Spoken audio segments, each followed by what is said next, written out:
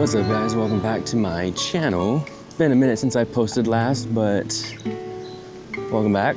The Triumph Bobber, why did I buy it? Basically, this video I'm going to talk about why I got the Triumph Bobber and the things I like about it and things I don't like about it. I think a lot of people who think about getting the Triumph Bobber are definitely newer riders. This was my first bike, and I just kind of wanted to share some context on how this bike is after owning it for 3 years and what are my thoughts on it.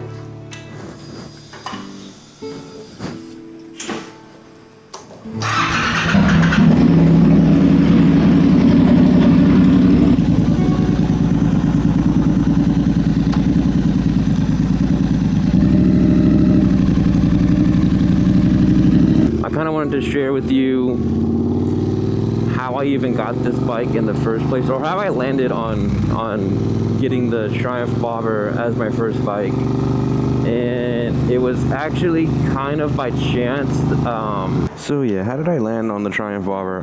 Basically, I was initially looking for a Triumph Scrambler, kind of like first and only bike considerations. The Triumph Bobber only has a single seat. That was kind of something I was concerned about. I guess the versatility, like if you're only gonna have one bike, what would be the best bike to do it all, kind of. And for me, I really wanted to stick in that Triumph kind of range. So I was initially looking at either T100, T120, or a Scrambler. Yeah, I think I kind of landed on the Scrambler just because I thought it was a little bit cooler than the T100 kind of frame. A little bit more versatile, and just overall, it looked just cool. So I was definitely looking for one of those. Of course, as you can see, I am not riding a Triumph Scrambler. So what happened? Basically, I was not trying to buy new.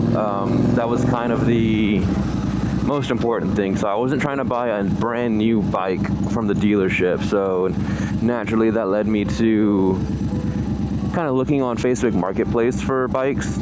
I was looking in that, I was looking for a Triumph Scrambler around like 6,000 probably, somewhere around there. 6K for a used Scrambler. I wasn't really set on a like specific range of like years. I just wanted something. I just was really fixated on getting the Scrambler, so I was trying to pay a little bit less for an older used Scrambler. As I was looking, you know, the Facebook algorithm kind of learned that I was looking for Triumph motorcycles. So one day this bike popped up.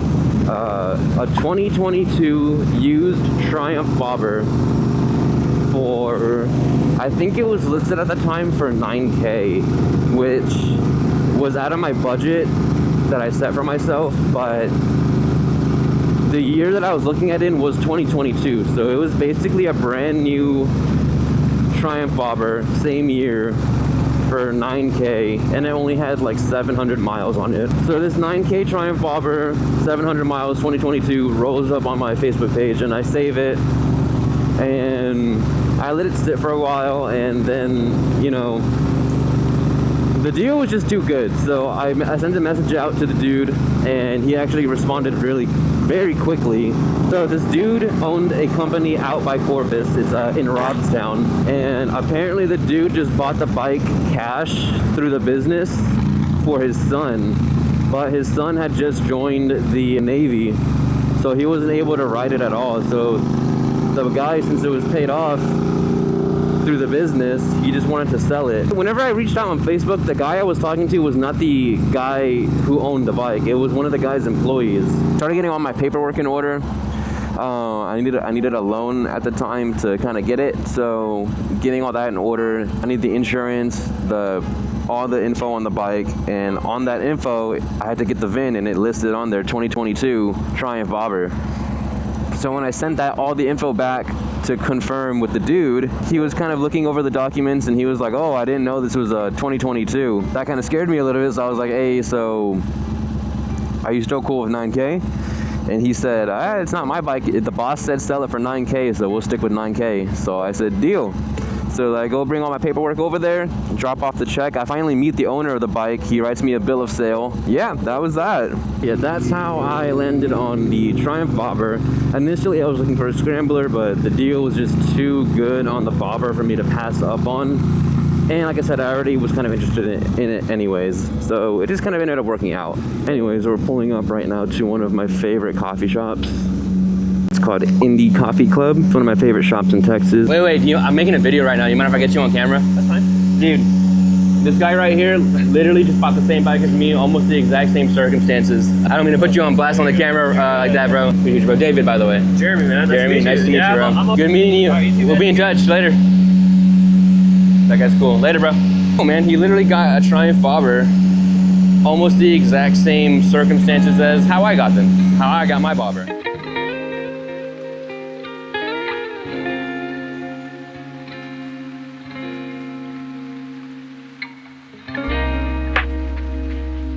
Indie Coffee Club, one of the best coffee shops here in San Antonio, Texas. And then right next door, there is a Korean breakfast sandwich spot. It's called Brekkie. So, like I mentioned earlier, there were some things I was looking for when getting a first bike that definitely how easy it is to handle and all the good stuff for beginner bikes. Also, being my first bike, it was also my only bike. So I was trying to find something that was versatile enough, which I kind of already went over. Like, the Bobber wasn't my first choice for sure, so that's kind of one of the things I sacrificed on getting the Triumph Bobber as my first bike. Is it's not as necessarily practical as like a scrambler would be, or like a T100, something that has extra room for a passenger and or like bags and stuff. And also I was looking for a bike that looked cool. So yeah, with that being said, if you're looking into a Triumph Bobber as your first bike, you probably kind of have those same similar criteria, and there's only a couple of other bikes that would kind of fit in that box. So yeah, with that being said, I want to compare it to the two other bikes that I was considering instead of the Triumph Bobber, and that was Indian Scout Bobber and the Harley 48. It says right here, 2022 Triumph Bobber features a 1200cc liquid-cooled parallel twin engine producing 76.9 horsepower and 78.2 foot-pounds of torque. 6-speed transmission, 3.17 gallon fuel tank, and it only weighs 553 pounds. Harley 48 has around, it says estimated, 60 horsepower and 73 foot-pounds of torque. 5-speed transmission, so not a full 6-speed, 545 pounds. A little bit lighter than I thought, I'll give it that. 2022 Indian Scout Bobber, 1100 cc's, 1133 cc's, that's very specific. 100 horsepower, 6-speed transmission, and fuel capacity of 3.3 gallons. Oh, pause. The fuel capacity for the Harley 48, probably its biggest con. It's only 2.1 gallons, so smallest tank on the Harley 48. Yeah, that's pretty bad. And then the fuel capacity for the Indian Scout Bobber, 3.3 gallons. So they're all relatively the same bike, with just little differences here and there. Let's start with the things I was looking for. So I was looking for one, beginner rider friendly. All three of those bikes are small, they're under 600 pounds, and they're just easy to like handle. I've been on all those bikes, and I would say the Harley 48, even though it is technically like the lightest one, it feels a little bit heavier because the center of gravity is a little bit higher up than on the Triumph and the Indian. Other thing I was looking for was the engine size. 48 and the Triumph Bobber are both 1200 cc's, so it's the same, and then the Indian Scout is like 1130 whatever. So it's all the same engine size. I basically wanted for my first bike, since I'm getting a cruiser, not a sports bike, I'm getting a cruiser, so I wanted the engine to be big enough to where I didn't feel like I needed to upgrade later. Like the T100 is like a 900 cc, so I was at least trying to get up there. The 1200 I was a little skeptical on getting, if that would be too much to handle, but trust me, the 1200 for a cruiser is not bad at all. 48 and the Indian and the Triumph, the 1200 is not too much to handle whatsoever. I would say all three of those, that power level is definitely beginner friendly. If it was a sports bike, it'd be a different story. The third thing I was looking for which you could argue is maybe less important, but I would argue that it is just as, if not a little bit more important than the other two things, is the way it looks. Looks are super, super important to me, and I think anyone who's riding a motorcycle would probably agree that looks are definitely up there. Even though it's stupid, looks are definitely up there when it comes to what kind of bike you want. If you don't like the way it looks, you're not gonna ride it, and you're not gonna be proud of it, and you're probably not gonna take care of it. So I think looks are definitely up there when it comes to how long you're probably gonna have that bike. If you don't love the way it looks, you're gonna get tired of it pretty quick. So yeah, for me, the Triumph Bobber just looked eye-catching for me, and the looks were super important. I've had this bike for 3 years, and still 3 years later, I get off the bike and I still look at it as I'm walking away. So that's always a good sign that that bike is right for you. That kind of leads into the fourth thing that I was looking for when getting my first bike, is customizability. So I definitely wanted something that was a little bit more customizable. Once I like something, I kind of obsess over it. And with a bike that you kind of obsess over, you always want to kind of tinker with it and make it more yours and personalize it. I feel like it's kind of something that a lot of people don't think about, is how customizable your bike is. And for me, that kind of automatically ruled out the Indian. I mean, there are a lot of parts out there for Indian, but there's not nearly as much as Harley or Triumph as far as customization can go. I've done a fender delete on the Triumph. I've done tail light relocation. I've done airbox delete.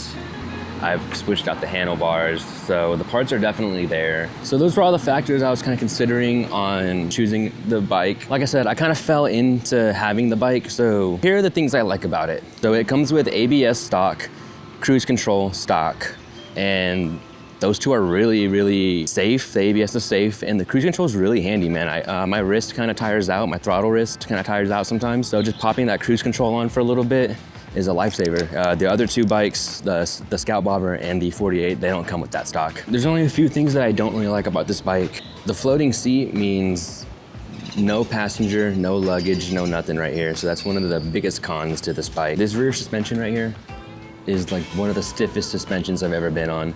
But that kind of goes back to one of the pros, is how customizable it is. You can definitely switch that out. And overall, this bike is pretty small. Whenever I'm on it, I feel like I'm kind of dwarfing it almost. So that's definitely something to consider if you're over 6 feet. I'm only 5'10", and I feel like I'm a little big for it, but I've also seen people who are over 6 foot say they're pretty comfortable on it. So to each their own on that one. And all right, yeah, that was pretty much my only complaints about having this bike. Oh yeah, and one of the pros to having this bike, one of the things I did like about it, is the sounds. It sounds really nice.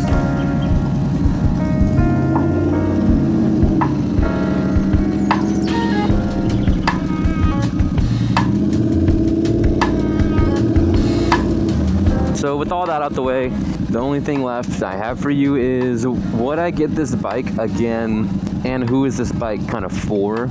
I think this bike definitely fits that beginner kind of first time rider kind of demographic. It fits it really well. It's nothing too crazy. It's light enough to handle. It's small enough to kind of not be afraid of it. After owning it for 3 years, I've had absolutely zero manufacturer problems with this bike. The only problem I've had with it was when my chain broke, but that was kind of my fault. Other than that, I haven't had any oil leaks, nothing wrong with any of the hoses or anything on the inside. It's had one recall, but they took care of that. And yeah, so absolutely flawless ownership from Triumph. Also, it looks really sick. It's still, even after 3 years of owning this bike, every time I park it, I still find myself looking at it as I'm walking away. A little lane split there, never hurt nobody. Yeah, so if you're a rider who really cares about looks, and you're willing to sacrifice a little bit on how versatile the bike is, for the really cool look that the Triumph has, I think this bike would be perfect for you. Would I buy this bike again? 100% I would buy this bike again. I don't think there's any scenario where you'll be disappointed with this bike, so I definitely say go for it. If you guys already own the Triumph Bonneville Bobber, Let me know in the comments what you guys think of it. Would it be the only bike in your garage? Would you be okay with that? Or do you think you need another bike to go along with it? And if you're thinking about buying the Triumph Bonneville Bobber, you have any specific questions, drop them in the comments. Maybe I can give you some answers. I have owned it for 3 years, lived with it for 3 years. So if you have any specific daily questions about owning it, I can probably help you out there. That's pretty much it. Thank you so much for watching this video. Yeah, I got nothing else. Follow me on Instagram, actually, at TheMotoDavid. And that's gonna be it, guys. Thank you so much for watching. See you later.